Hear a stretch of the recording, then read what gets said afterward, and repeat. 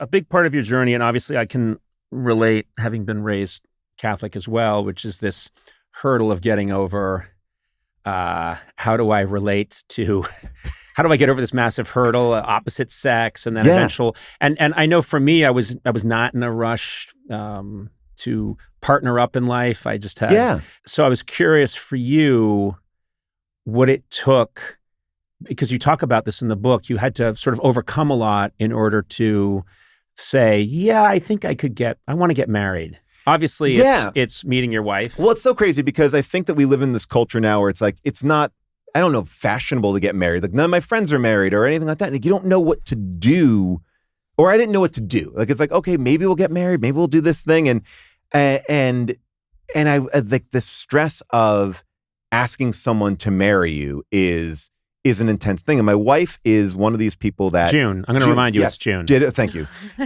June, like the month. Okay, yeah. So, June... Hey, July, baby, I love you. It's June. Right. I knew it was summer. So May and I are out. But, so I had kind of planned this, surprise. She didn't know I was going to ask her to marry her. And I think there's a lot of people like, you plan it out, like you pick a ring out together and there's like the little gamemanship there. But I didn't know I was going to do it all in secret.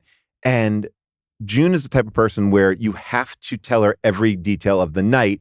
And she often will bail on one of the details. We can't do more than one thing in one night. We go see a movie. We can't have dinner in a movie. Oh, really? Oh, yeah. She is one and done. She's like, and my energy reserve is over. But this night I needed to get her to a second location because I knew that that's where I was going to propose to her. And I was like, hey, maybe we'll, maybe on the way home from dinner, we'll go stop at this beach. I hear it's nice. And she's like, okay. And I'm like, okay, so we are committing to that we're definitely go to that beach because I have to lock her in so she can't pull out of it. And she's like, we'll go to the beach. I was like, great. Just confirming though, one more time, we're going to the beach. So now she knows you're getting engaged. Well, so just so you know, we're going to the place where it's soft to kneel down. So she goes like, so we're driving home from the restaurant. I go, all right, we'll go to that beach. She's like, why? Let's go home. I go, well, you did say we're gonna go. And she's like, all right, we'll go to the beach. So now I'm like bringing her there under duress. Oh. And I'm like, all right, I got to propose. I'm going to propose. I'm walking her out to this thing and I get ready. I'm about to propose and I pop down on one knee and I go, June, will you marry me? And she looks at me with this horrified look on her face. And she's like, what the fuck are you doing? And I've never moved so fast in my life. That ring box got closed, but shoved back in my pants. I jumped up. I was like, what? What happened? I don't know. What are you talking about? She's like, what are you talking about? And she thought I was doing a bit that I had done, just brought her here. And I was like, when have I done a marry me bit, in the middle of this beach, So I'm like, no, it's not a bit. And she's like, are you sure it's not a bit? I'm like convincing my wife that I'm not trying to. But don't you also understand that this is what we deserve? Yes, 100%. We've devoted our lives to bits. Yes. And this is what we deserve, to be not believed in that moment. The person who will leave one room, have a hidden Freddy Krueger mask in the other, put it on, then come back in and go, what? Scare the shit out of her. Yeah, of course you're not going to trust me when I ask you to marry me. Were you wearing that mask when you proposed? I did have that. I had the ring in one pocket. A little detail he forgot to mention. So, and I had to convince her it wasn't a bit, and I did. And we kissed, and it's this nice moment. We're under the stars on this beach, and I just hear from the distance, get a room. And I look up and there's a kid who's been sitting on the bluff, watching this whole thing play out. And and I turn and look at him and he's like, get a room. And he kept on just yelling, get a room. He didn't switch it up to another line. Nope, just get a room. And we have a room. We have a room. You should get a room. And so we had to leave the beach. You should have invited him to the wedding. So when you kiss at the end, get a room. Get a room. Oh my gosh. You have an interesting wedding vow that your wife insisted on, June insisted on? Yes, I promised I would never put her on scare tactics, which was a prank show, a scary prank show. She was like, you have to put that in your wedding vow because then you can't break that. But the thing that was the best about our wedding was she let me hire a Jack Nicholson impersonator to be my best man. Oh my God. You deserve all bad things that come your way. You deserve a terrible life, Paul.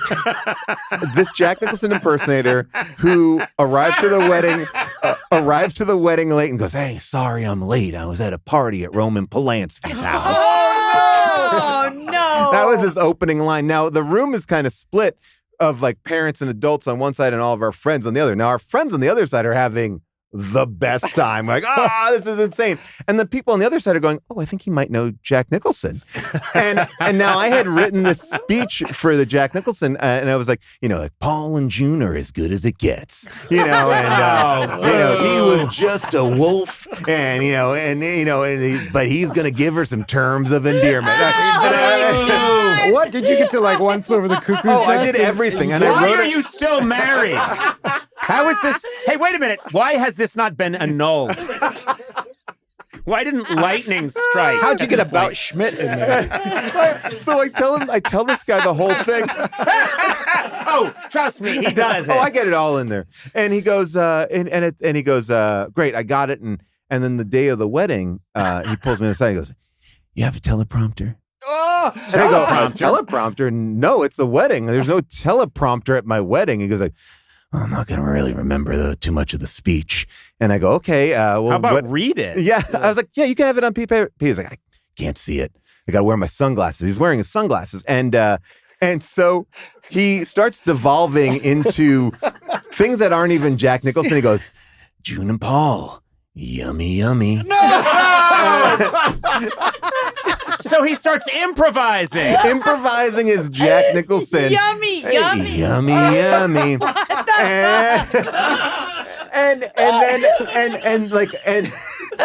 And then he ends his speech by going, "And if anyone wants to give me a hug, I'll be standing right over here." Yummy, yummy. And he just stood awkwardly on this. People are like, you can leave You now. can go now. Yeah, you can go now. But that Jack Nicholson, I did know that I married the right person, that when I brought that up to June, she was like, "You can have him."